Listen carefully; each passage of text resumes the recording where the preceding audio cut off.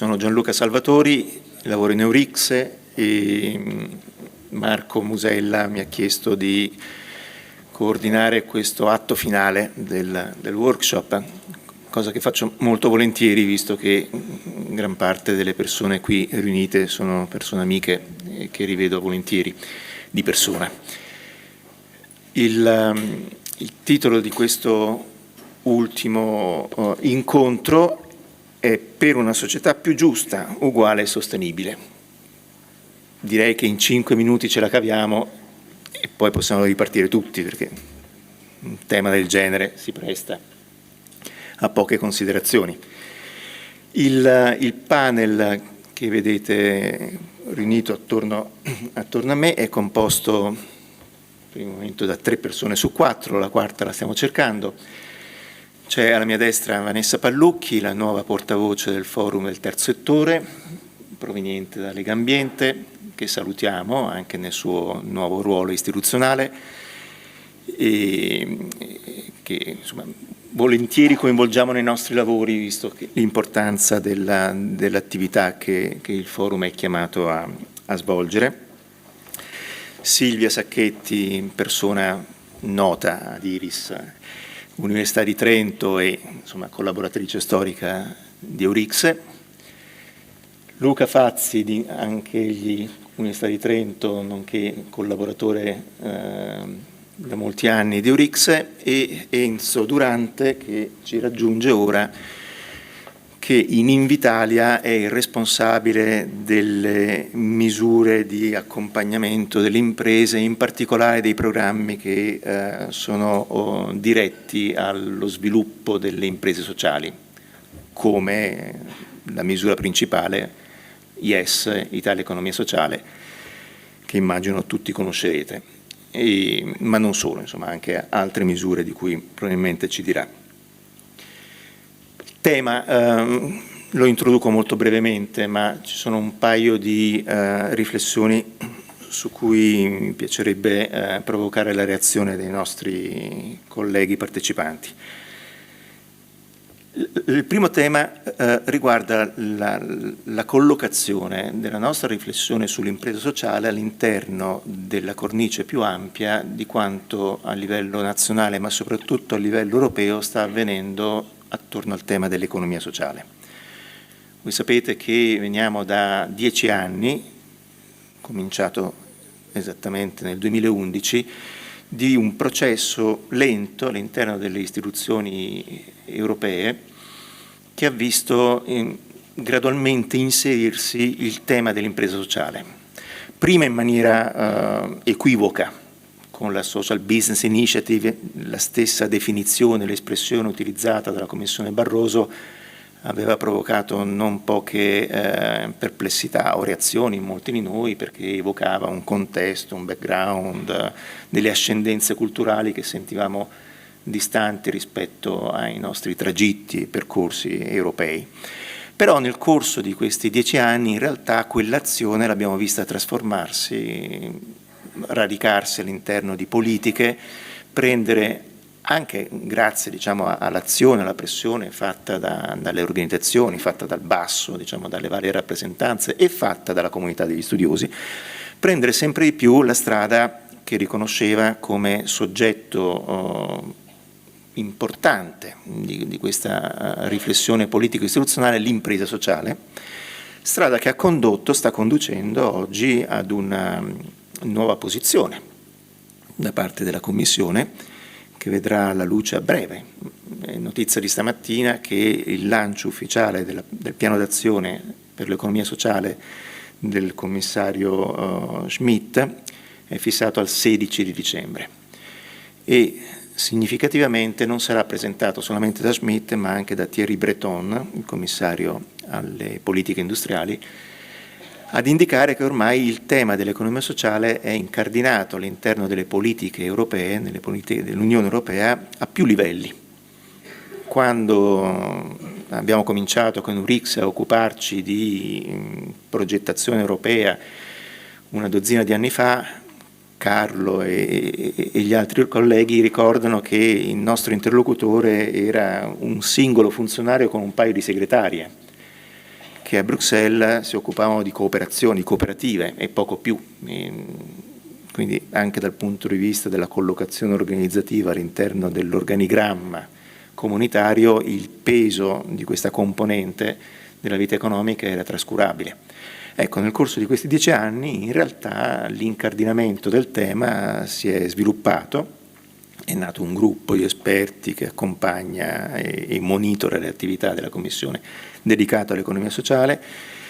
Vedremo a breve il contenuto di questo piano d'azione, che comunque è rilevante perché è un piano d'azione che ci accompagnerà per i prossimi 10 anni, che quindi sarà la bussola che orienterà le politiche di allocazione dei fondi strutturali, dei fondi previsti per le azioni relative alle politiche sociali, ma anche, questa è la novità, anche i fondi relativi alle politiche industriali. La novità, anche questa, maturata nel corso degli ultimi mesi, mi pare fosse una conseguenza di un rinnovamento della politica della cosiddetta Industrial Strategy, che è avvenuta a maggio di quest'anno, a cura appunto del commissario Breton, che per la prima volta ha inserito una missione specifica sull'economia sociale tra le missioni contemplate dall'Industrial Strategy. Oggi c'è il cosiddetto ecosistema 11 che accoglie l'economia sociale tra i pilastri dell'economia, delle politiche industriali della Commissione.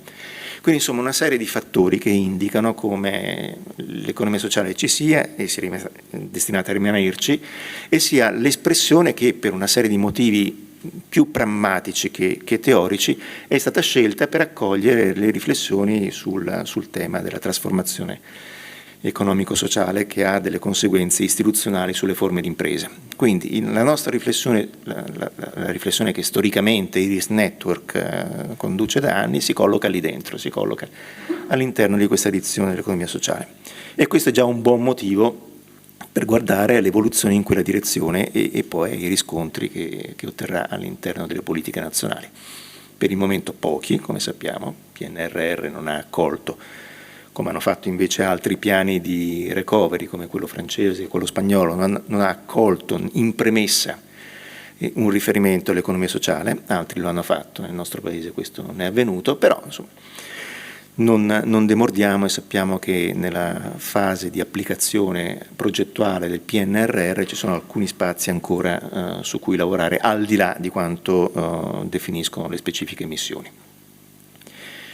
Quindi questa è la cornice, un'impresa sociale che nella nostra riflessione si associa ad una forma di impresa, appunto, a una forma organizzativa, ma che nel modo in cui si sta facendo strada all'interno delle istituzioni europee si apre un discorso più ampio, che è un discorso di modello politico-istituzionale. E questo è un po' il senso della mia seconda osservazione. Oggi siamo chiamati a estrarre dall'idea, dal tema dell'impresa sociale, le implicazioni politico-istituzionali di questa scelta, di questa forma di impresa, di questa forma organizzativa. Perché è una forma organizzativa che non è limitata all'agire economico, in realtà ha delle conseguenze in termini di modello di sviluppo. E questo è sempre più evidente per i temi che le imprese sociali affrontano. Sono temi che hanno tutti quanti una rilevanza politica chiara, centrale, dall'immigrazione al tema della rigenerazione urbana, al tema delle politiche sociali, al tema del rinnovamento, del ripensamento del welfare in termini di welfare society. Non c'è un singolo tema su cui intervengono le imprese sociali che non sia denso dal punto di vista del contenuto politico. Solo che, come dire, fino ad oggi abbiamo avuto molta timidezza nell'estrarre questa dimensione politica perché questo è un approccio che si reputava marginale e perché lasciavamo che fossero, come dire, altre gli orientamenti, le direzioni di pensiero ad assumere maggiore rilevanza. Ecco, oggi con il combinato disposto della crisi del 2008 e la pandemia, ci troviamo in una condizione favorevole in cui si può invece argomentare il rilievo politico-istituzionale di una scelta che è una scelta di modello di imprese con delle conseguenze in termini di visione del futuro della società. E quindi il tema è come farlo, come uscire da questo aventino, da questa timidezza con cui nel passato ci siamo regolati nei confronti della dimensione politico-istituzionale. Chiudo, perché altrimenti la faccio troppo lunga, perché un ultimo riferimento voglio farlo allo scenario europeo, in quanto spesso capita a chi frequenta questi ambienti che quando si parla di economia sociale qualcuno si alzi e, specialmente diciamo, nella rappresentanza politica o parlamentare, e faccia grandi affermazioni di principio sulla economia sociale di mercato, creando un po' di destabilizzazione nei ricercatori, come se fossero due concetti assimilabili. Sappiamo che non è così, però è interessante questo cortocircuito, e lo è perché in fin dei conti l'economia sociale di mercato è, dal punto di vista del modello di sviluppo socio-economico, il modello di riferimento su cui gli statuti europei si sono creati.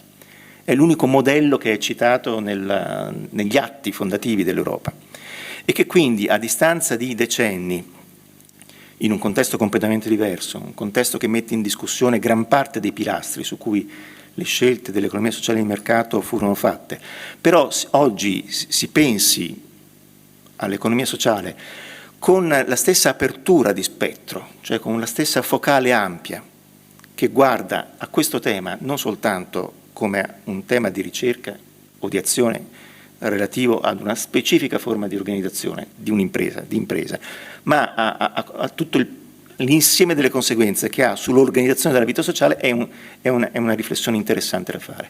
Quindi direi cogliamo l'equivoco e sfruttiamolo fino in fondo per argomentare che stiamo parlando di qualcosa che ha una sua dimensione istituzionale che richiede di essere liberata, scatenata in qualche modo. Le condizioni in questo momento ci favoriscono, la finestra temporale non durerà per sempre, quindi bisogna anche fare i conti con il fatto che questi sono processi di transizione che prima o poi si chiudono, e o si è in grado nel corso del processo di transizione di posizionarsi opportunamente con gli argomenti, con le tesi convincenti che servono per fondare una posizione, altrimenti quando la finestra sarà richiusa si creerà un nuovo mainstream, e Dio non voglia che questo mainstream riprenda una dimensione in cui il tema dell'economia sociale si trova di nuovo ai margini. L'ho fatta lunga, scusatemi, ci tenevo a dare un inquadramento visto dalla prospettiva di Eurix, dalla mia prospettiva come membro del gruppo di esperti della Commissione europea, che ha visto in questi mesi alternarsi appunto vari confronti. E adesso passiamo invece al vivo del panel. Partirei da Vanessa, e a te la parola. Facciamo magari due giri, quindi 5-6 minuti per giro, e poi se c'è qualche commento o osservazione la raccogliamo. Grazie. Grazie Gianluca, innanzitutto ben trovati. Per me è stato il primo invito che ho ricevuto dopo che sono stata nominata nuova portavoce, e sono venuta volentieri perché la conoscenza deve sempre un po' governare. Questo è un momento in cui, diciamo, studi, rilevamenti, elementi di conoscenza entrano in campo per leggere il reale, quindi per me, che ho questo ruolo, è molto importante avere questo supporto e questi riferimenti. Due diciamo, canali di riflessione, uno di scenario, come la pandemia, e ho visto insomma che nello studio dell'indagine che mi è stata mandata di Iris, questo è stato letto in maniera molto approfondita. La pandemia ha sdoganato tantissimi temi che stavano sotto il tappeto anche dell'agenda politica, la povertà, le disuguaglianze e anche il grande ruolo del sociale e del terzo settore. Sono dei temi che noi da tempo sosteniamo, devo avvicinarmi io? Sono dei temi che noi da tempo appunto sosteniamo, ma che forse non abbiamo avuto quella forza di portarli al livello di agenda politica e di dibattito politico.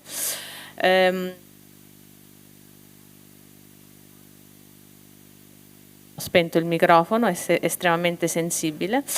Da una parte questo, da una parte c'è una fortissima necessità di rileggere il paradigma di sviluppo, lo diceva appunto prima Gianluca, un paradigma di sviluppo che ha dimostrato proprio nella questione ambientale e nella questione sociale i due termini di fallimento: consumo delle risorse e non inclusione dei soggetti e delle persone.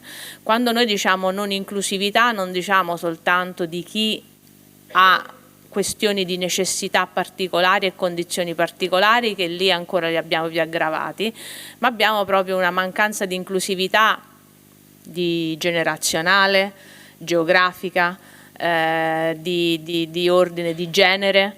Quindi ci sono disuguaglianze e divari a multilivello, e su questi sono emersi in maniera molto forte e molto prepotente anche con la pandemia.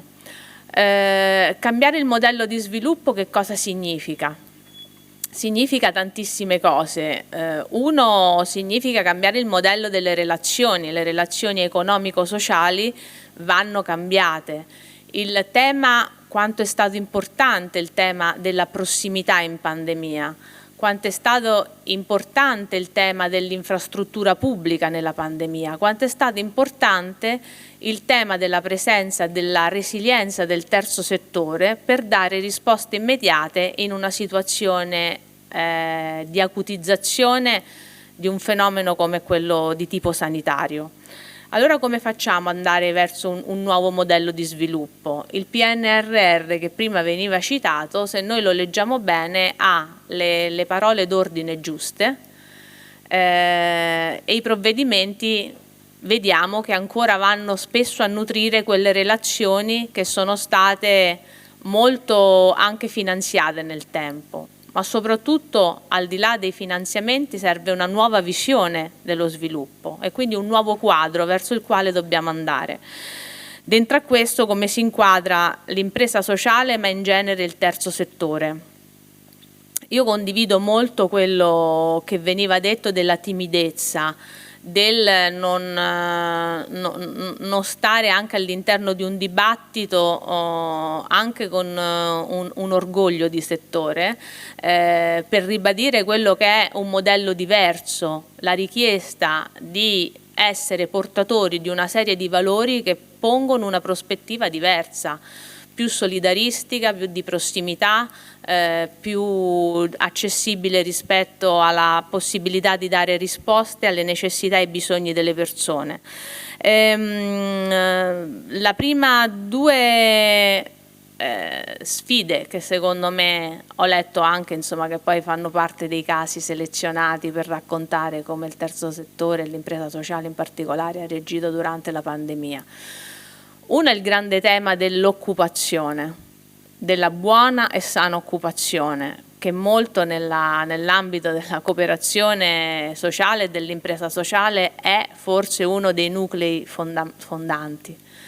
E su questo è un ragionamento che dobbiamo ricostruire al nostro interno per poi educare anche all'esterno quali dinamiche diverse possiamo mettere in campo.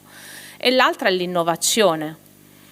L'innovazione in campo sociale, ma innovazione, quando diciamo oggi innovazione in campo anche questo, sociale, ambientale, economico, in realtà, e questo lo dobbiamo rivendicare con forza, noi parliamo di uno stesso schema interdipendente e molto spesso siamo andati verso una semplificazione dei modelli, no? Se si innovava socialmente non c'era innovazione in altro campo.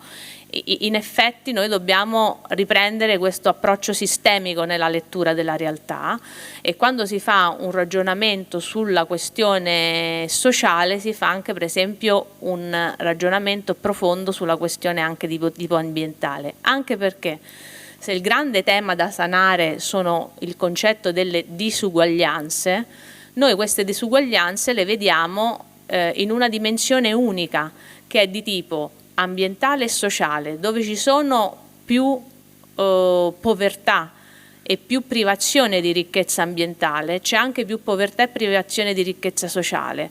Quindi anche le soluzioni e l'innovazione verso la quale dobbiamo andare deve tenere insieme questo. è un passaggio culturale prima che politico, ma al nostro interno questo passaggio culturale deve essere fortemente rafforzato per poi aprire un dialogo politico più forte e anche rivendicare quelli che possono essere spazi che costituiscono una soluzione a dei problemi che sono per certi versi anche con sfaccettature nuove rispetto al passato, e quindi sarebbe un errore dare soluzioni che già hanno caratterizzato un modello di sviluppo che oggi ha invece necessità di leggere altre condizioni. Grazie Vanessa. In effetti l'interazione tra la dimensione ambientale e quella sociale resta un punto che ha bisogno ancora di molto lavoro nei documenti ufficiali, perché abbiamo visto a partire da Bruxelles per finire con Roma come Green Deal e pilastro sociale viaggino su binari paralleli che insomma non si incrociano facilmente, quindi un tema sul quale ho l'impressione che dovremo tornare. Passare ora ad Enzo Durante, Invitalia, le misure, la finanza che può aiutare tutta questa trasformazione. A te Enzo.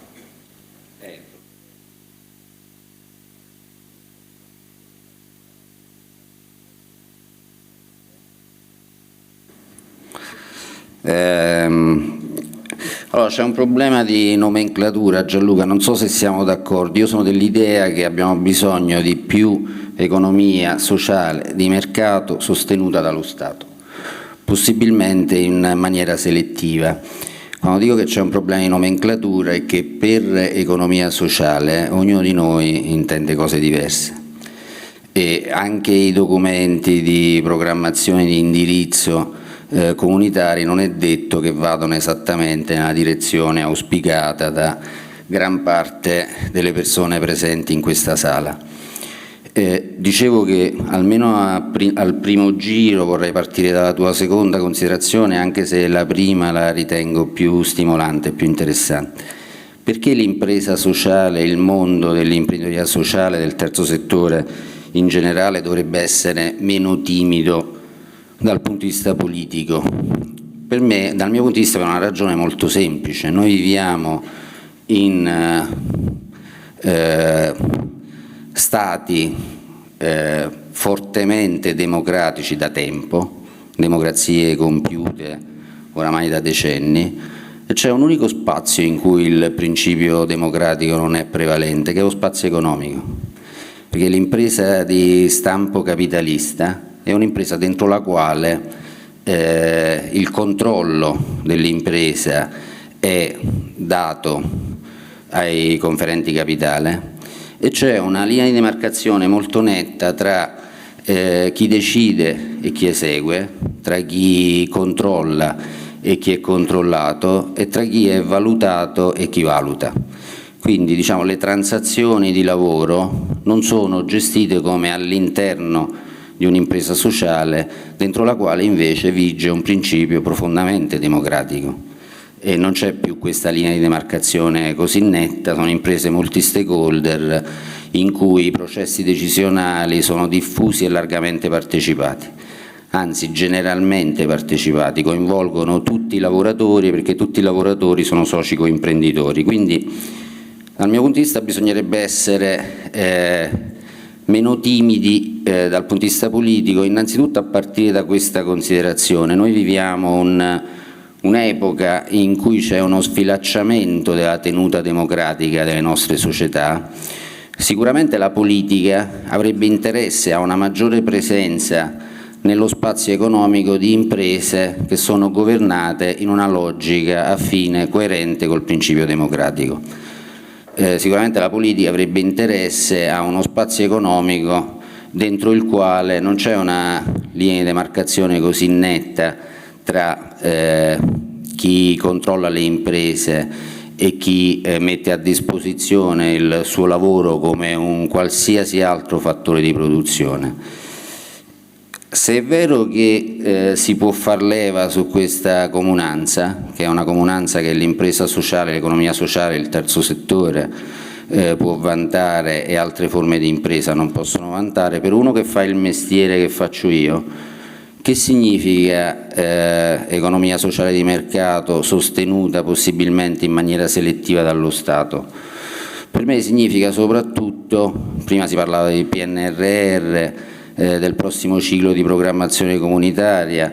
Gianluca lo sa perché in quota parte ci abbiamo provato pure assieme, è molto difficile, è un'impresa ardua inserire misure, incentivi, politiche industriali per l'economia sociale dentro quelli che sono i nuovi piani di indirizzo del sviluppo economico e della crescita sociale del nostro Paese e non solo del nostro Paese. L'impresa sociale secondo me dovrebbe riuscire ad ottenere un paio di cose. Dovrebbe mettersi nella condizione, e mi avvio a conclusione, che ci siano degli incentivi ad hoc per questa forma di impresa che concorre a rendere più democratico il tessuto sociale di un Paese. Ad oggi segnalo che di incentivi ad hoc per l'imprenditoria sociale ce n'è uno solo. Dovrebbe riuscire ad ottenere che su tutti gli incentivi, quindi anche il PNRR prima o poi sarà tradotto in linee di intervento molto specifiche e molto puntuali, che vi assicuro in larga parte, almeno per quanto di interesse dal punto di vista delle imprese, saranno regimi di aiuto. Bisognerebbe riuscire ad ottenere che nei prossimi regimi di aiuto, sia finanziati dal PNRR che dalla legge di bilancio che dai fondi strutturali nell'ambito del prossimo ciclo di programmazione comunitaria, siano previste delle riserve per le imprese sociali. Sono almeno 30 anni che negli strumenti di incentivazione sono previste riserve per le microimprese, per le piccole imprese. Non sarebbe male se cominciamo a portare a casa anche riserve, quindi quote di risorse che sono assegnate alle imprese sociali e non possono essere fruite da nessun altro soggetto. Bisognerebbe, di natura imprenditoriale, bisognerebbe riuscire ad ottenere che nella griglia dei criteri di valutazione che noi come Agenzia Nazionale per lo Sviluppo del Paese gestiamo, ci siano dei nuovi criteri, dei nuovi indicatori di impatto sociale prima ancora che ambientale, per esempio criteri di parità retributiva di genere, di riduzione delle emissioni inquinanti, di attivazione di percorsi lavorativi per le fasce deboli del mercato del lavoro. Questi criteri ad oggi non ci sono. E poi, e chiudo, bisognerebbe fare in modo che siano istituiti dei fondi che vadano a attivare quasi mercati molto utili per le realtà di imprenditoria sociale. Penso ad esempio ad alcuni strumenti di finanza d'impatto di grande interesse come i social impact bond piuttosto che i social outcome contract. Non funzionano se lasciati solo dentro una logica di mercato, ed è un peccato perché sarebbero di particolare interesse per alimentare prima si parlava di partnership partecipata pubblico-privata, delle vere partnership pubblico-private che vedano i soggetti terzo settore come realtà offerenti servizi attivati dalla committenza pubblica. Se ci fosse un fondo che va a calmierare il rischio degli investitori istituzionali, dei cosiddetti investitori pazienti, che non sono così pazienti per accettare i rendimenti che potrebbero essere associati a un intervento di equity dentro un'impresa sociale. Se ci fosse un fondo che andasse ad assicurare, a complementare il rendimento di operazioni di finanza d'impatto, sarebbe possibile attivare sperimentazioni interessanti a livello di comunità locale anche e soprattutto in ambito welfare e dando risposte a bisogni sociali emergenti che in questo momento non trovano risposta perché non c'è domanda pagante. Grazie Denso.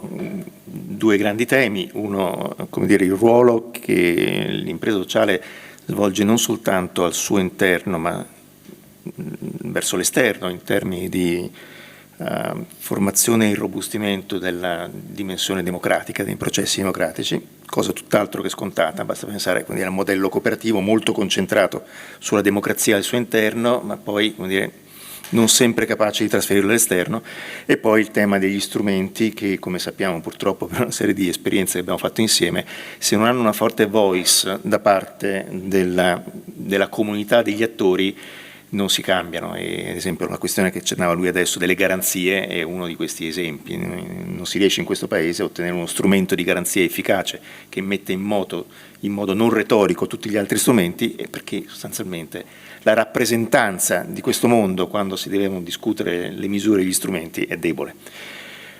Luca, passerei a te 6 minuti.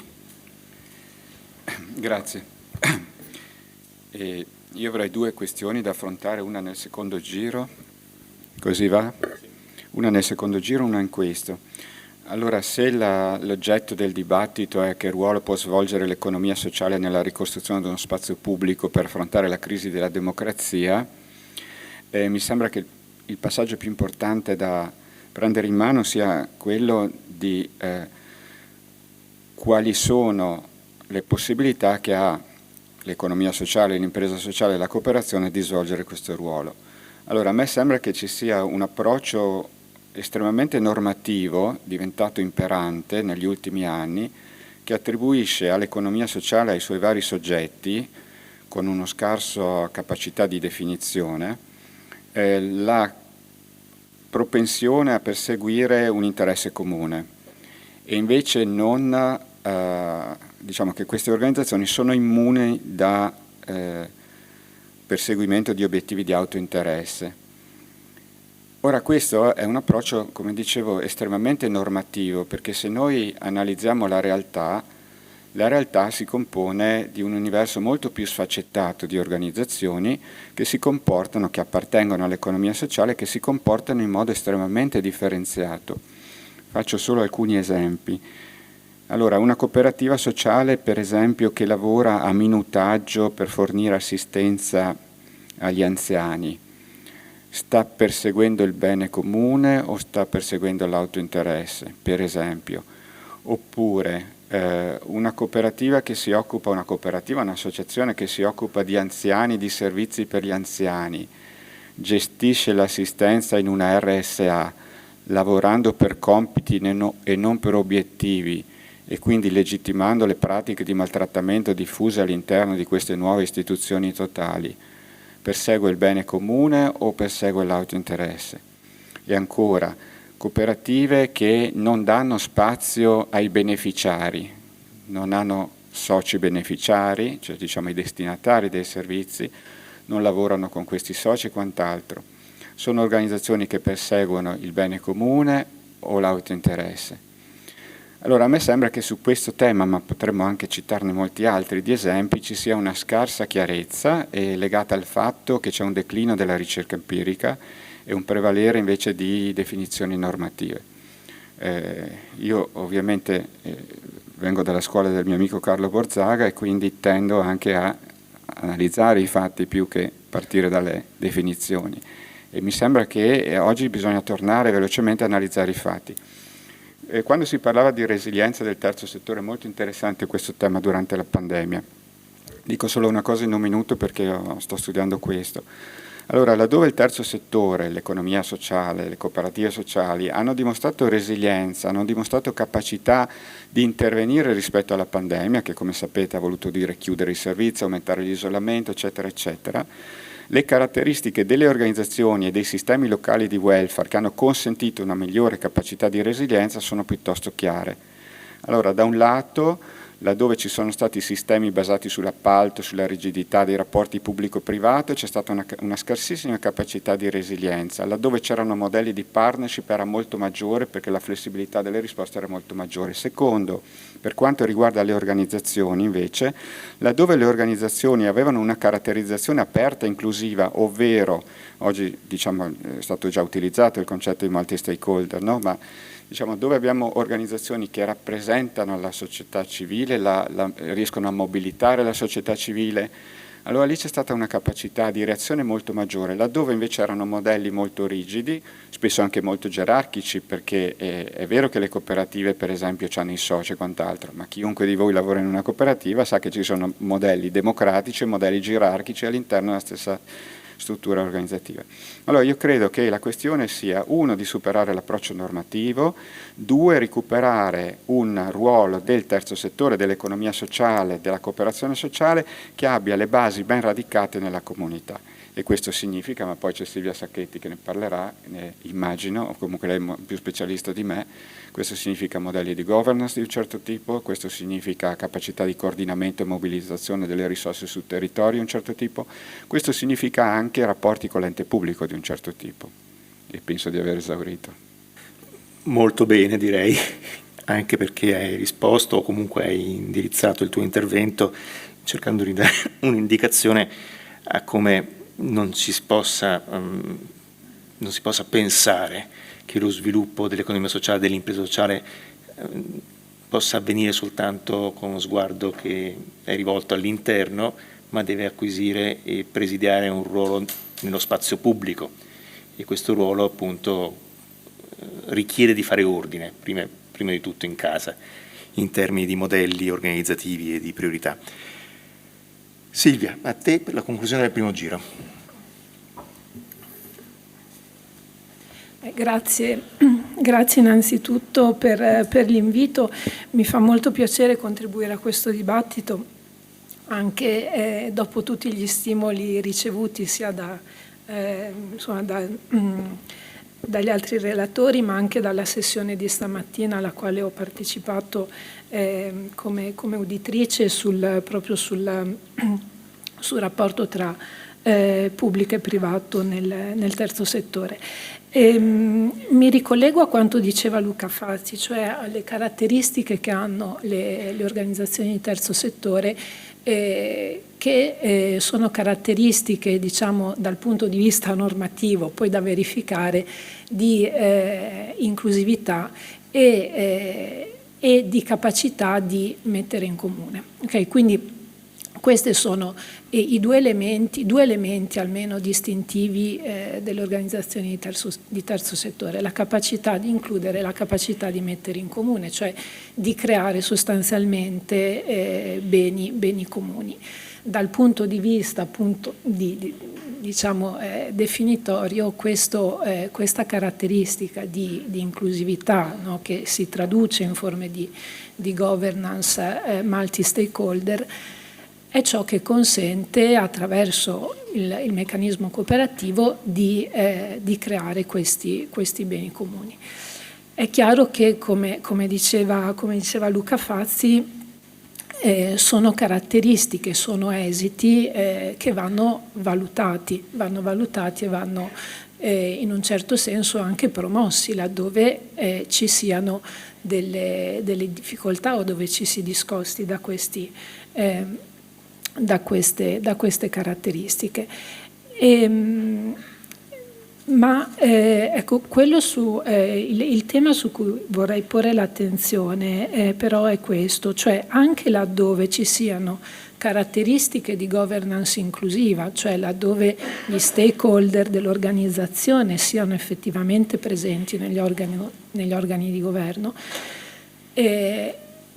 rimane un rischio, cioè rimane aperto il rischio che gli stakeholder mettano in atto all'interno dell'organizzazione, ma anche a livello di sistema, quindi a livello di governance di sistema, una partecipazione effettiva. Okay? La partecipazione infatti non è scontato, comunque va mantenuta anche all'interno di strutture che aspirano o sono o aspirano ad essere inclusive. E quindi una linea di ricerca che al momento sto sviluppando è proprio quella di capire quali sono le caratteristiche che consentono a organizzazioni che presentano caratteristiche più o meno sviluppate di inclusività, ecco, quali sono le caratteristiche che permettono alla partecipazione di svilupparsi e poi di avere una continuità. E quindi proprio per studiare questo problema, per analizzarlo dal punto di vista empirico, io trovo molto utile utilizzare le categorie di voice, di exit e di ascolto. Le prime due caratteristiche sono classiche caratteristiche hirschmaniane, no? Introdotte da Hirschman. Quella dell'ascolto no, l'idea dell'ascolto all'interno dei meccanismi, delle modalità di partecipazione spesso viene marginalizzata concentrandosi più che altro su elementi di voice, quindi di espressività di determinati punti di vista, quelli che appunto vengono dagli stakeholder. Qual è il vantaggio di utilizzare queste categorie? È quello di riuscire a identificare eventuali rischi legati alla gestione delle organizzazioni di terzo settore che possono o potrebbero scivolare in modalità di gestione che sono più vicine a modalità di comando e controllo, e quindi modalità di gestione che utilizzano la soluzione organizzativa, quindi il principio di autorità che l'organizzazione può mettere in atto con una finalità appunto di controllo top-down piuttosto che a supporto del meccanismo cooperativo, che invece dovrebbe essere appunto quello che sostanzia, no, modelli di governance inclusiva. E appunto il rischio legato a queste pratiche è quello di poi fare riferimento per l'identificazione dei bisogni e delle modalità di gestione dei servizi ad attori che sono distanti dalle problematiche dell'utenza, ad esempio, o di altre categorie di stakeholder.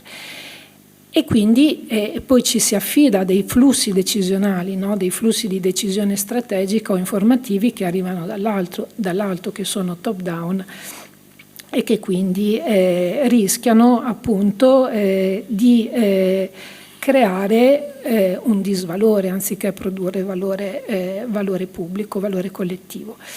E qui finisco mettendo in luce in particolare le problematiche, poi magari nel secondo giro parlo anche di qualche possibile soluzione. Quindi che cosa si perde sostanzialmente mettendo in atto dei processi che sono più esclusivi che inclusivi, a livello pratico, non di strutture di governo?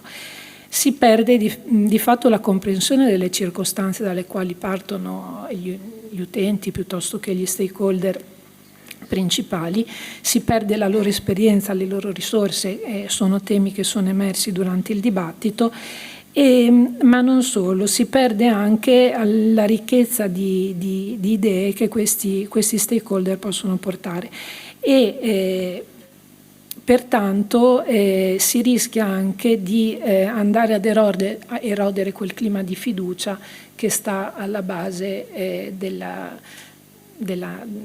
nascita e dello sviluppo delle organizzazioni di terzo settore. Quindi a fronte appunto di questi rischi possono essere messe a punto delle strategie che sono incentrate non soltanto sulla voice appunto, ma anche sull'ascolto delle necessità che emergono e quindi processi che mettano in grado appunto gli stakeholder di essere ascoltati. Finisco questo primo giro dicendo che il problema principale che può derivare da un approccio, dallo scivolare verso un approccio esclusivo, è quello che le organizzazioni di terzo settore ritornino, regrediscano verso il modello dicotomico Stato-mercato, quindi ritornino alle vecchie soluzioni che non mettono al centro la cooperazione, ma piuttosto appunto il meccanismo puramente distributivo dello Stato oppure quello di mercato e quindi la privatizzazione. Grazie Silvia. E direi, per mettere proprio in pratica la sua considerazione sull'importanza del listening, dell'ascolto, io direi dedichiamo 5-6 minuti a brevissimi interventi prima di cominciare il prossimo giro, se ci sono questioni su cui volete che poi intervengano. o semplicemente commenti. Chi vuole rompere il ghiaccio? Forse Stefano. Ti lascio il compito di rompere il ghiaccio. Stefano Lepri, altra presenza nota e storica nei nostri convegni, e credo che tu debba parlare lì. Fatemi un cenno per cortesia, se volete intervenire. Intanto grazie dell'occasione, sono molto contento di poter anche rievocare i 30 anni della 381, incontrare tanti amici, e per me è sempre una gioia, insomma, al di là dei tanti bei contenuti che anche oggi avete ricordato. Ma io, avendo adesso un'altra giacca da un po' di tempo, quella del politico, vorrei solo fare un breve cenno sulla questione della sfida che il PNRR concede al terzo settore e alle imprese sociali in particolare. Dopo l'importante premessa di Salvatori, io credo che voi, insomma, ai diversi livelli, con ruoli diversi, pur accomunati da un disegno evidentemente comune, quello di valorizzare il protagonismo dell'economia sociale, dell'impresa sociale, dobbiamo cogliere queste opportunità che appunto questo piano così importante consegna all'Italia. Direi che la prima cosa rilevante, che tutti abbiamo ben capito, è che si tratta di un grande piano di investimenti, quindi da questo punto di vista ci sono opportunità importanti per le imprese sociali, come ben sapete, in particolare sulla missione quinta e sulla missione sesta. Pensiamo alle case di comunità, per fare un esempio, pensiamo a tutta l'housing sociale e alle opportunità anche nel campo della disabilità, della non autosufficienza, degli asili nido, delle scuole per la prima infanzia. Ecco, la prima grande questione che, diciamo, è rimasta lì e che però è nell'agenda politica, ce ne rendiamo conto, è che queste risorse che debbono andare ad investimenti vanno quasi tutti a opere pubbliche, a muri, e il rischio è che si costruiscano queste strutture ma poi non si abbiano le risorse per poterle gestire, questi servizi. Quindi è chiaro che gli scenari che da pochi anni riusciamo a prefigurare di una amministrazione condivisa sono in molti casi la precondizione per poter allocare poi queste risorse e per poter, diciamo, valutare l'opportunità di fare l'investimento. Quindi una prima grande avvertenza sarà quella di poter coniugare la disponibilità di investimenti all'effettiva fattibilità poi e realizzabilità dello stesso servizio. Concludo, ci sono molte altre opportunità, non solo nella missione quinta e nella missione sesta, che credo le imprese sociali possano e debbano sfruttare, al di là delle riserve possibili di cui si parlava e che sono effettivamente necessarie in fase poi di implementazione della progettualità e degli assi su cui poi le missioni si realizzano. Pensiamo solo alle sfide e alle risorse che ci sono per la valorizzazione delle aree interne, con il protagonismo delle fondazioni di comunità, delle imprese di comunità. Pensiamo anche al campo culturale, ci sono opportunità importanti, che ne so, ne dico una, banale ma interessantissima, quella del recupero dei cammini storici. Pensiamo nel campo importante, con grandissime risorse, della riconversione tecnologica e della digitalizzazione, la sfida per esempio di realizzare l'ultimo miglio e quindi di lavorare soprattutto nelle aree interne perché possa essere utilizzata questa opportunità. Quindi ci sono sicuramente grandi opportunità, sta al protagonismo delle imprese sociali, oltre che alla capacità della politica a poterli in qualche modo valorizzare. Grazie. Grazie Stefano Lepri. Felice Scalvini. Qualcun altro vuole intervenire? Ho solo una questione breve ma che ritengo cruciale. Il rapporto che avete letto tutti con attenzione evidentemente, dell'impresa sociale ci dice che in Italia ci sono circa 23.000 imprese sociali. di cui poco più della metà cooperative sociali e le altre sono definite come imprese sociali di fatto. Allora, al di là dello sforzo di Iris Network in tutti questi anni, che sostanzialmente è un club di amici dell'impresa sociale, di rappresentare tutto questo universo, la situazione oggi qual è? E guardo soprattutto la neo portavoce del Forum del Terzo Settore alla quale faccio i migliori auguri di buon lavoro, che la rappresentanza di questo mondo è frastagliata e fatica a proporre un approccio omogeneo rispetto alle policy che sono state delineate ampiamente da Gianluca e poi riprese anche da Enzo. Nel senso che abbiamo una rappresentanza dove c'è quella che ieri definivamo la ridotta della cooperazione sociale, che tende a difendere la sua diversità rispetto all'altro 50% dell'imprenditoria sociale di fatto, con dentro realtà molto cospicue, no? Fondazioni che gestiscono RSA, enti religiosi che gestiscono scuole, attività di riabilitazione, settore culturale, ambientale, artistico, insomma c'è un universo molto consistente che peraltro è presidiato da organizzazioni che fanno parte del terzo settore, che rappresentano sostanzialmente il mondo di alcune fondazioni operative, penso all'UNEBA, oppure le APS, che stanno difendendo il non riconoscimento dell'imprenditoria sociale come un elemento distinto all'interno del loro universo.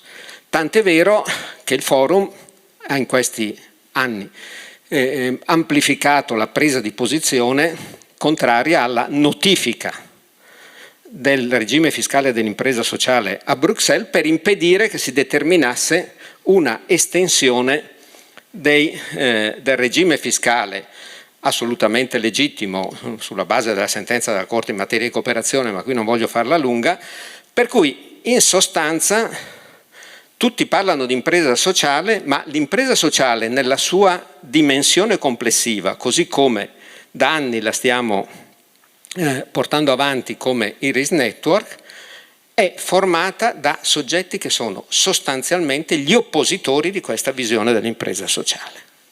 Ciascuno per proprie convenienze, io credo ciascuno per proprie miopie, lo dicevo anche ieri quando dicevo delle mie idee sul destino della 381, ma insomma, però questo è un problema che io giudico rilevantissimo, perché questo spazio, no, che è importante riuscire ad avere nelle politiche europee, nel PNR, nelle future misure di incentivo. Enzo sa il lavoro che abbiamo fatto per introdurre le fondazioni, il riconoscimento che il fondo che gestisce possa essere destinato anche alle fondazioni, sapendo che ci sono fondazioni che sono imprese sociali bellissime, che funzionano bene, eccetera, eccetera. Ecco, questo è, credo, un problema, e credo di averlo spiegato abbastanza chiaramente, e non mi dilungo oltre, che consegno alla tavola, in particolare credo alla portavoce del Forum del Terzo Settore, che si deve trovare a gestirlo. Grazie. Grazie Felice. Se non ci sono altri interventi, dare via al secondo giro, che sarà più breve, quindi 4 minuti, massimo 5, perché così diamo tempo a Marco Musella di fare delle considerazioni finali, e l'ordine alfabetico impone che sia tu, Vanessa, a essere chiamata in causa, visto che Felice poi a te si rivolgeva. Prego. Sì, grazie. Vabbè, qui viene toccato un tema che io mi sono resa conto è uno dei ruoli del forum, quello, diciamo, di trovare una sintesi all'interno di una prospettiva, nel senso che l'errore più grande che possiamo fare è guardare in maniera autoreferenziale sotto al nostro interno, non capendo oggi, e in questo noi siamo un organismo di rappresentanza, quanto è importante che noi stessi riusciamo a narrare nella complessità delle figure che ricopriamo, nella grande sfida della sussidiarietà circolare e positiva, come noi stesso la interpretiamo. Questo ragionamento che fai tu, ci diamo del tu, insomma, questo ragionamento che fai tu, uno degli elementi di delicatezza. Io ovviamente, diciamo, i posizionamenti passati, quello che ho trovato è stato sicuramente lo sforzo di equilibrare queste modalità, sapendo che gli enti del terzo settore, la varietà di quello che rappresentano, sapendo che noi stessi dobbiamo mettere un ordine nell'interpretare correttamente cosa si intende per sussidiarietà e il ruolo dei diversi soggetti che compongono il terzo settore, quindi questo lavoro culturale lo dobbiamo fare al nostro interno.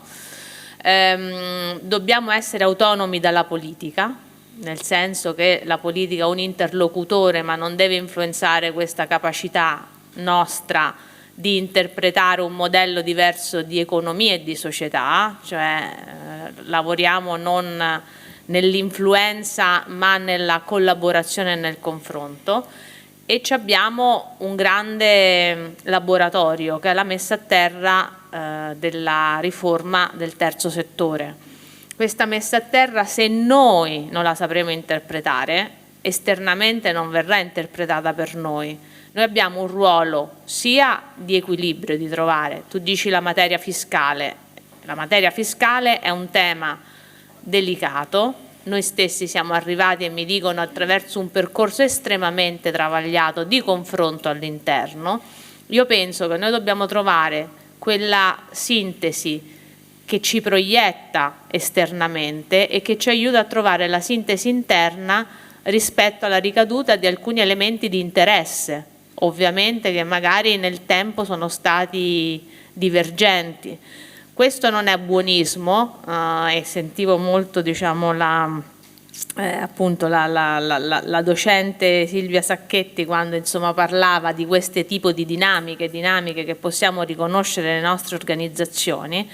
Ma io penso che quando andiamo a parlare di coprogettazione, coprogrammazione, cooperazione, quello scalino che dici tu lo dobbiamo assolutamente superare, se no noi non saremo in grado di mettere a terra e raccontare un'altra storia del terzo settore del futuro, terzo settore che deve interpretare queste sfide dove se non c'è collaborazione non c'è possibilità di successo. Posso fare solo un esempio da ambientalista. Da ambientalista noi, per esempio, come per molti anni da associazione ambientalista abbiamo fatto una lotta negli anni 80, dagli anni 70-80, per istituire nuove aree protette. Negli anni 90 sono nati i grandi parchi nazionali, prima c'era il Cercea, il Gran Paradiso, la maggior parte sono nati negli anni 90. Da quella dinamica di portatore di un interesse, diciamo, collettivo molto forte, in quei territori poi sono nati cooperative che guardavano al turismo, ai servizi ambientali, sono nate le associazioni delle guide, sono nate, e lì è stata per esempio una storia interessante di sintesi. Stiamo parlando di una storia che non ha grandissimo, come dire, all'inizio ha avuto un grandissimo valore economico, ma per quei territori è stato un volano eccezionale per cambiare la loro prospettiva di sviluppo, che non era di isolamento, non era di incattivimento, ma gli è stato riconosciuto un valore. E questo è stato, rileggendo quelle dinamiche con tutte le loro contraddizioni, un lavoro dove la sussidiarietà ha infilato un pezzo dietro l'altro in alcune situazioni. Siamo in grado di ricostruire queste identità che si integrano nella complessità piuttosto che farsi un processo di concorrenza? È un lavoro molto importante che facciamo con una dinamica di ascolto e di confronto. Io credo che il forum, in particolare del terzo settore, questo pezzo nella sfida della messa a terra della riforma ce l'abbia tutta in capo abbastanza pesantemente, e di questo ne sono consapevole. Grazie. Enzo, a te.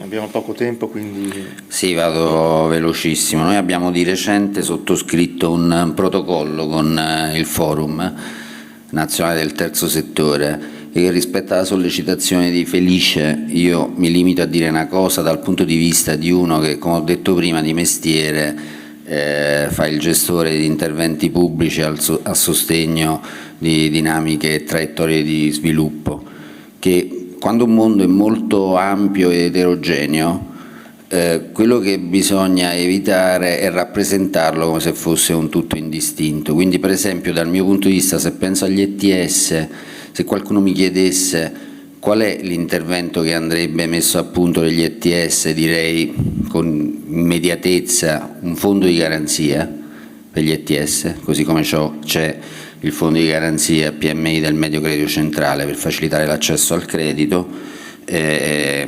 invece se qualcuno mi dicesse qual è il bisogno che gli strumenti di finanza pubblica potrebbero soddisfare di più e meglio sul versante delle imprese sociali, quello che dicevo prima: incentivi ad hoc, riserve, criteri di valutazione che premino le imprese social impact rispetto alla generalità degli incentivi, e poi fondi che attivino quasi mercati, per esempio sugli strumenti di finanza d'impatto.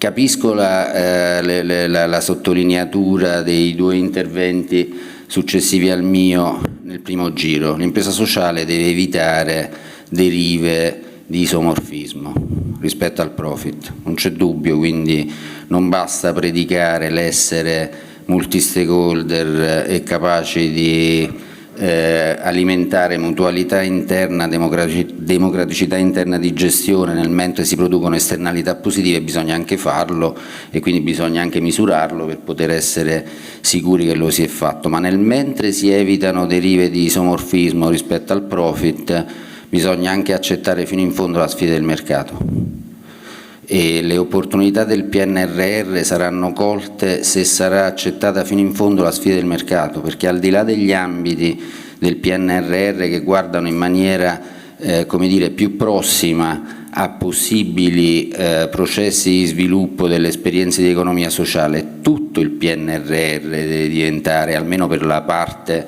non di mattone, non di infrastruttura o di investimento pubblico, ma per la parte di sostegno alla realizzazione di investimenti, deve diventare un oggetto di interesse per le varie espressioni dell'economia sociale.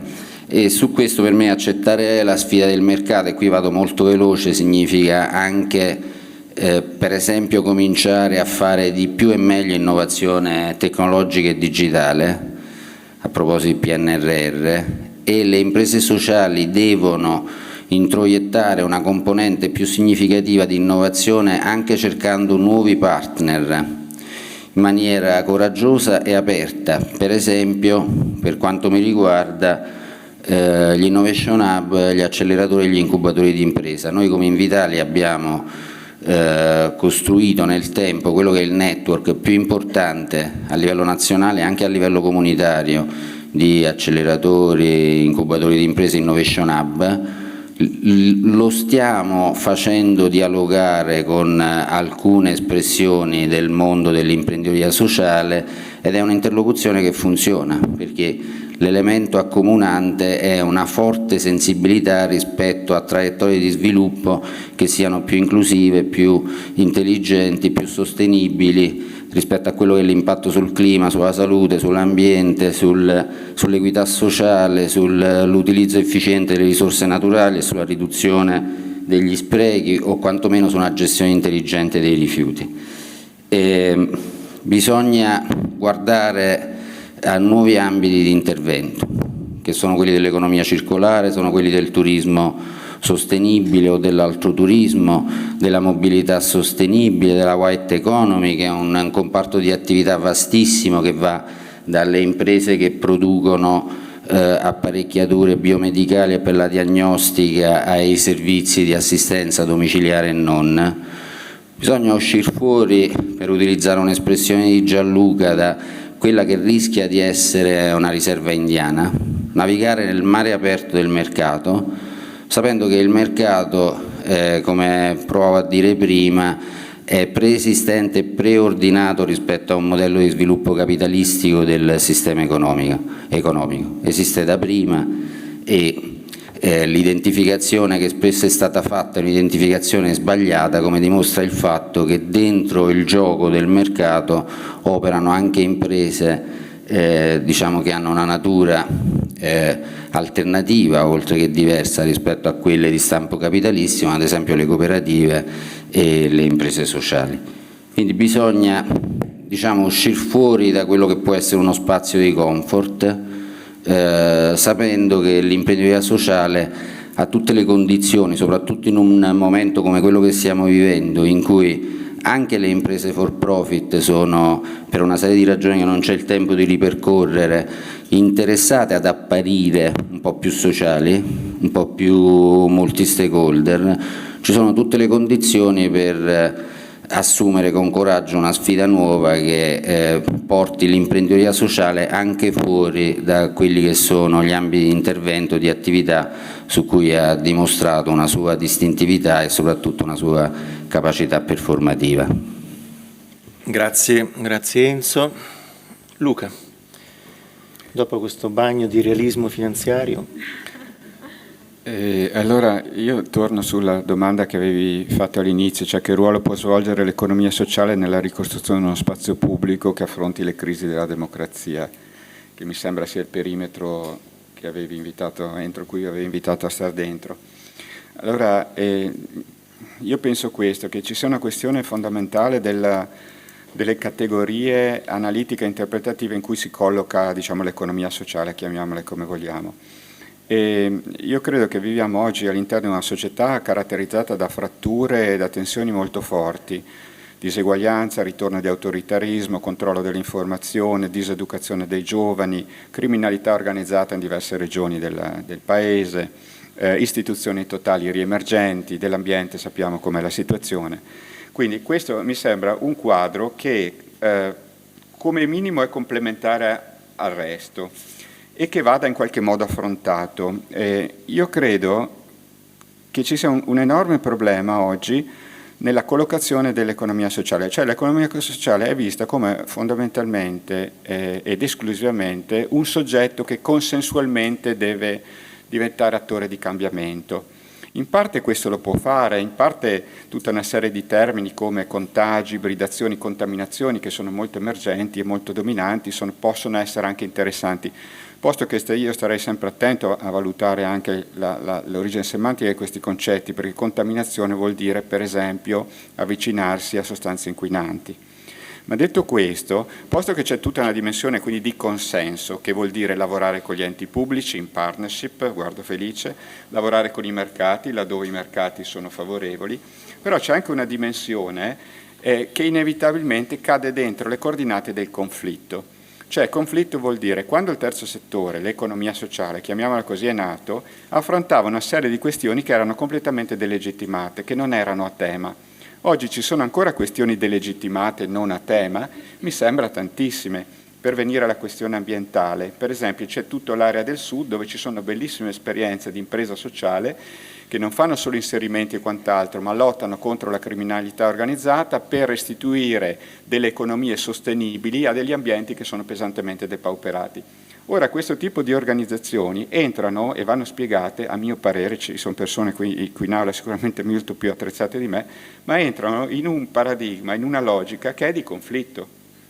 Cioè, mentre noi continuiamo a insistere su solo il consenso, ma c'è anche tutta una logica di trasformazione che fa sì che le imprese sociali, l'economia sociale e quant'altro devono alimentarsi anche da forze di tensione per cambiare alcune situazioni. Adesso il caso dei territori l'abbiamo visto, però il caso che vi riportavo prima, ci sono 300.000 persone oggi nelle RSA. La maggior parte delle RSA sono luoghi di totale alienazione e sono luoghi dove si è diffusissimo il maltrattamento. Come voi sapete in Italia non ci sono studi sul maltrattamento, in tutti gli altri paesi europei ci sono e dicono che circa l'80% delle persone dentro subiscono forme di maltrattamento di vario tipo, psicologico, emotivo, quant'altro. Io quello che mi aspetto è che ci sia anche una dimensione o una tensione da parte dell'economia sociale ad affrontare queste tensioni, ma affrontarle vuol dire anche recuperare un frame di riferimento che non si compone solo di consenso, partnership, collaborazioni, ma anche di tensioni più forti e quindi tensioni più forti che si alimentano di nuovo con un contatto molto forte con la comunità, con la società, con i movimenti sociali, con le dimensioni collettive dell'azione sociale. Questo mi sembra sia un elemento molto importante, altrimenti temo che noi parleremo per anni di democrazia, economia sociale, contaminazioni, bellissimi concetti, poi qualsiasi ricercatore, qualsiasi persona che va dentro le questioni scopre che la realtà è sempre un po' più complicata. Grazie Luca, abbiamo scoperto il lato di lotta del professor Fazzi, grazie per averci richiamato la dimensione del conflitto e a non vedere questi processi come processi di irenismo spinto. A te l'onere di chiudere questo panel, Silvia, prego. Grazie. Ci sono tanti stimoli, dal mio punto di vista è difficile inserirmi in un dibattito che utilizza anche i concetti in maniera diversa, penso, no? Però a proposito delle ultime cose che si dicevano, no, legate alla conflittualità, questo è un problema che può presentarsi anche nelle dinamiche di partecipazione a cui mi riferivo prima. Diciamo che un'eccessiva conflittualità ci interessa da questo punto di vista perché può generare degli esiti di exit, cioè la fuoriuscita dal sistema che produce i servizi di alcuni stakeholder ma anche di intere organizzazioni. Okay? E questo chiaramente crea un grosso disvalore, se non altro perché il servizio non viene più prodotto. Il tema dell'accoglienza, ad esempio, ha subito questo tipo di esito, a mio modo di vedere, anche perché appunto questo è stato un caso in cui la produzione del servizio ha appunto ricevuto questo flusso decisionale dall'alto al quale si è in qualche modo adeguato e alcune organizzazioni appunto sono uscite dal sistema. Ecco, dove invece, come ricordava Vanessa Pallucchi, c'è coprogettazione e coprogrammazione, l'articolo 55, queste problematiche possono verosimilmente, anzi molti di voi ne hanno parlato, possono evitare proprio questi esiti. Quindi è anche a livello di sistema che si può fare partecipazione proprio con questi strumenti. Si diceva stamattina alla sessione parallela che questa partecipazione nella dinamica pubblico-privato richiede principalmente due cose: spazio e tempo. Le esperienze raccontate hanno evidenziato, almeno se posso permettermi di fare una sintesi, proprio questi due elementi: il tempo di deliberare, il tempo di confrontarsi, e quindi il tempo di fare voice, ma anche di ascoltare queste voci, queste espressioni di bisogni e di soluzioni. E questo penso sia un elemento che responsabilizza gli stakeholder. Cioè la partecipazione è una pratica che impegna lo stakeholder e ci porta a rendere più complessa l'idea di leadership, di imprenditorialità sociale, perché in qualche modo l'idea di partecipazione estende la funzione decisionale, la funzione di leadership. E diciamo che in questo senso, perché può interessare la partecipazione? A mio modo di vedere, al di là della funzione democratica, chiaramente, che tutti condividono, la partecipazione a mio avviso è un processo che attiva chiaramente risorse materiali, ma soprattutto attiva risorse di idee, risorse di creatività di chi partecipa, e in questo senso può andare verso quelle esigenze molto importanti di innovazione che metteva in luce Vincenzo Durante. E ecco, per capire queste dinamiche anche a mio avviso sempre molto utile fare un parallelo con l'interplay in musica, ad esempio.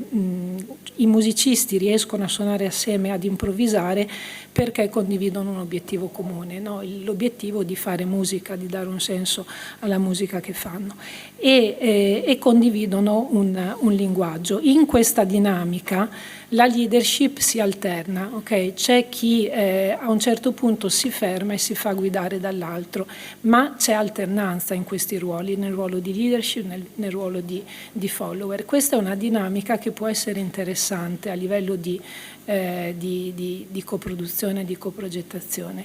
Ecco, l'idea è che in una logica cooperativa si abbandonino gli egocentrismi sostanzialmente, no?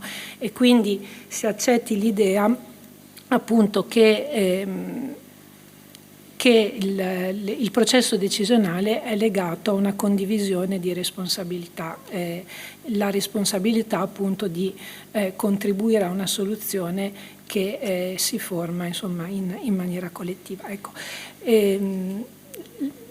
Concludo dicendo che è importante riflettere sull'idea di partecipazione e su quali ruoli implichi la partecipazione, perché la partecipazione non è scontata neanche nelle organizzazioni di terzo settore e tantomeno nel rapporto pubblico-privato. Appunto.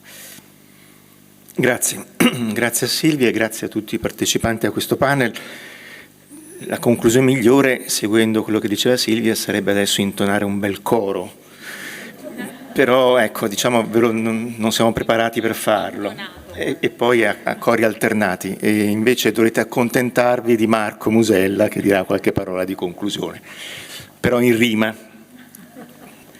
Allora, poche parole conclusive, partendo dal fatto che io sono contento di questo workshop e da quelle opinioni che ho scambiato con gli altri vedo che anche tanti altri sono rimasti soddisfatti. Eravamo, quando con Carlo e gli altri del comitato abbiamo iniziato a pensare, proviamo a farlo quest'anno il workshop in presenza, eravamo molto intimoriti da questa iniziativa. Mi sembra che invece abbiamo fatto bene, perché fa parte del nostro DNA vederci, toccarci, lo abbiamo fatto con le mascherine, con attenzione, ma tutto questo perché noi crediamo molto che le relazioni si alimentano di sguardi, di parole, di una vicinanza che non abbiamo potuto esercitare lo scorso anno. Sono contento perché alla fine mi sembra che qui c'è un mondo di persone che vogliono partecipare, che vogliono dire la loro, che vogliono raccontare la loro esperienza, che vogliono confrontarsi con gli altri. Noi ovviamente costruiamo la cosa a partire da delle esperienze, ma ce ne sono tante altre che dalle poche parole o semplicemente dalla presenza e dall'interesse con cui hanno seguito raccontano, la dico un po' retoricamente, un'Italia diversa, un'Italia che appunto prova a sfidare quelle difficoltà che il nostro Paese vive e che sintetizzava Luca Fazzi nel suo intervento, che ci sono, che non dobbiamo dimenticare, con le quali il confronto delle volte può diventare aspro e difficile. Però oltre a esprimere una soddisfazione che spero condivisa, io devo esprimere una preoccupazione, che la preoccupazione che man mano che andavano avanti i lavori mi venivano in mente nuove cose da fare, delle attività che il workshop in qualche modo dovrebbe riuscire a garantire durante l'anno, o meglio il network dovrebbe riuscire a garantire durante l'anno, perché appunto abbiamo bisogno di creare altri spazi di confronto e di condivisione su temi più specifici. Qui c'è molto centro-nord, o forse devo dire soprattutto molto nord, e anche qui quindi l'area del centro Italia, l'area del sud Italia, da cui, come si evince dalla canzone che canterò alla fine, no, non canto, è la mia di provenienza, è un'area che pure avrebbe tanto da raccontare, probabilmente di diverso, dove tante questioni, anche appunto A me, seguendo la sessione di prima in questa stanza, veniva in mente quante difficoltà abbiamo noi nel Sud per 1000 ragioni. E quindi c'è un bisogno di questo. Noi ci penseremo come possiamo creare, abbiamo la rivista, che certamente è un luogo che può dare elementi di confronto, vero Gianfranco? E abbiamo una Silvia Renzi spumeggiante, come avete visto, mi ha costretto al Telegram, a cui piano piano sono passata a tutti questi social, e tra questi Telegram che ha messo tanti materiali proprio in tempo reale durante questi giorni, la ringraziamo. Però forse abbiamo bisogno di qualche altra cosa in presenza, ma non è facile organizzarla. Ma poi mi sembra che emergeva chiaro in tutte le sessioni, in questa finale, e vi ringrazio molto, anche è stato un onore avere con noi, a parte voi che siete più frequentatori, Vanessa Pallucchi che ha scelto questa iniziativa per inaugurare un po' anche la sua attività pubblica nel forum, e con cui avremo piacere di continuare a confrontarci. Mi sembra che abbiamo bisogno di ricerca, lo dicevano Silvia, Luca, ma veniva fuori anche dagli interventi vostri e da tutte le cose che abbiamo detto in questi giorni. Io sono partito addirittura da questo scenario macroeconomico, che spero che l'Europa non si rimangi quello che è stato fatto durante la pandemia, perché per me è importantissimo che abbiamo eliminato il mito di un bilancio che deve essere sempre e comunque in pareggio. Per me c'è uno scenario macroeconomico che, se non è cambiato, se si tornerà al passato, renderà molto più difficili le cose che state dicendo e che avete detto in questa. Quindi da questo punto di vista mi sembra che abbiamo bisogno di ricerca empirica, abbiamo bisogno di ricerca teorica. Io sono meno adatto a parlarvi della ricerca empirica, però su questo, condivido con Luca l'idea che, frase di Carlo Borzaga tante volte rubategli, abbiamo bisogno non di racconti che si basano sul nulla, abbiamo bisogno di evidenze empiriche che dimostrino se una certa cosa funziona o no, se è vero che la partecipazione... Però abbiamo bisogno anche di ricerca teorica. Allora io dico alcune cose e poi penso che ci dobbiamo porre il problema anche di come l'alimentiamo questa ricerca, perché noi invecchiamo e ci impegniamo, però è importante attivare nuove generazioni di giovani in un'università che ha delle caratteristiche un po' particolari. Qui non apro un altro discorso rispetto alle attività di ricerca, per rendere possibile che qualcuno si interessi di nuovo in modo scientifico nei diversi settori disciplinari che vanno dall'economia, l'economia aziendale, la sociologia, la politica economica, ma qui ci sarebbero tanti altri campi, no? La scienza politica, abbiamo provato ad aprire dei confronti. E quindi io ne dico alcuni di temi sui quali secondo me dobbiamo iniziare anche a ripensare. Abbiamo parlato tante volte, Carlo, no? Di concorrenza e collaborazione come due modi di coordinare le decisioni degli agenti. Su questa cosa abbiamo da sviluppare tantissimo per capire il mercato, che poi non è sempre il mercato di concorrenza perfetta, tanto bello, democratico. È un mercato che è fatto di pescecani, di situazioni complicate. Quindi è un mercato in cui la libertà si esprime e la concorrenza si esprime in un certo modo che porta a degli esiti che sono poi anche un po' quelli raccontati da Luca, no? Per certi aspetti il nostro mondo ha diseguaglianze, inquinamento e tanti altri problemi perché il mercato ragiona secondo dei criteri, se vogliamo dirla tutta. Allora su questo abbiamo bisogno di...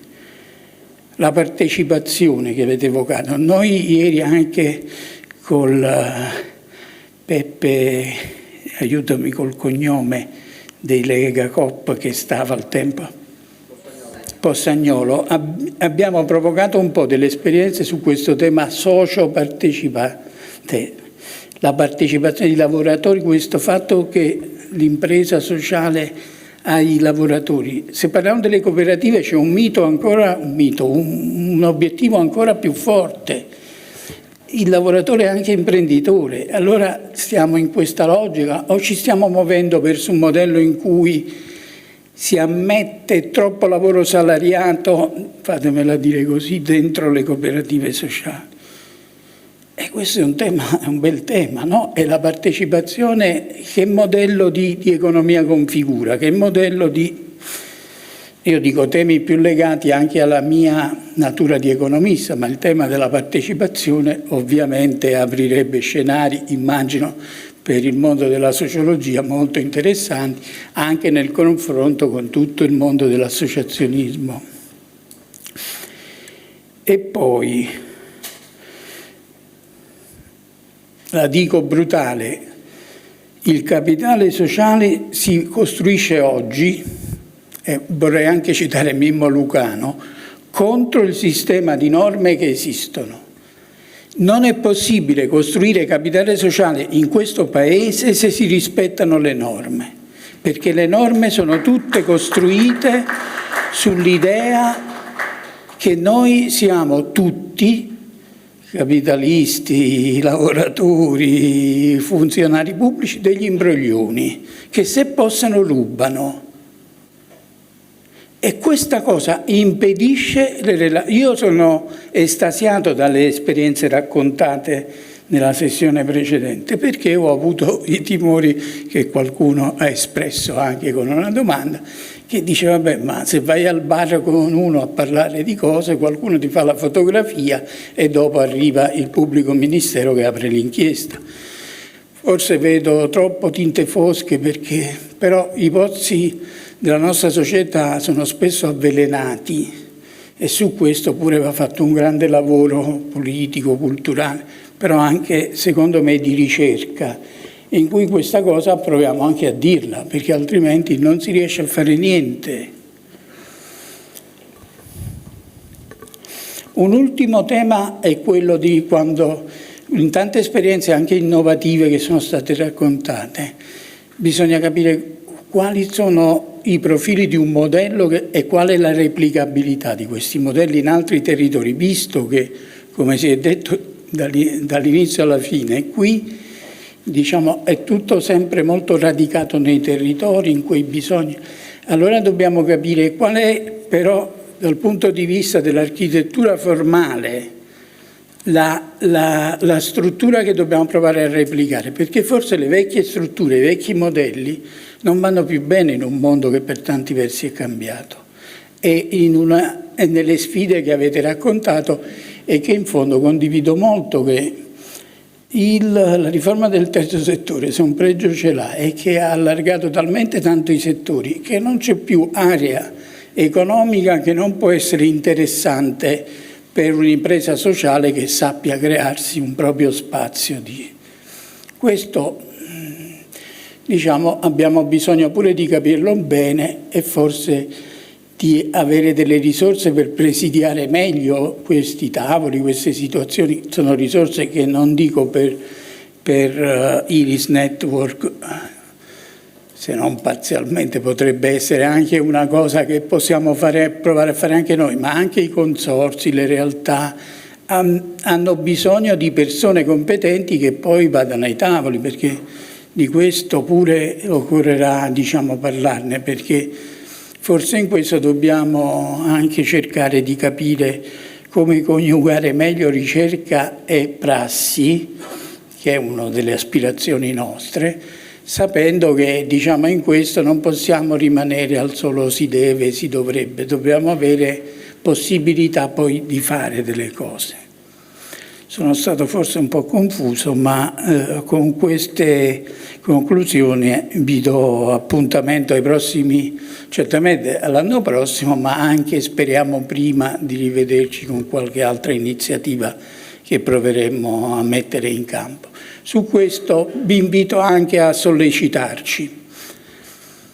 Ho già ringraziato Silvia, le persone che hanno collaborato con lei, Andrea, di cui mi ricordo il nome, la collega di Silvia che vi ha accolto, di cui però non ricordo il nome, nel momento in cui siete venuti. Senza di loro non avremmo potuto avere questa occasione di confronto così, a me sembra, utile e importante.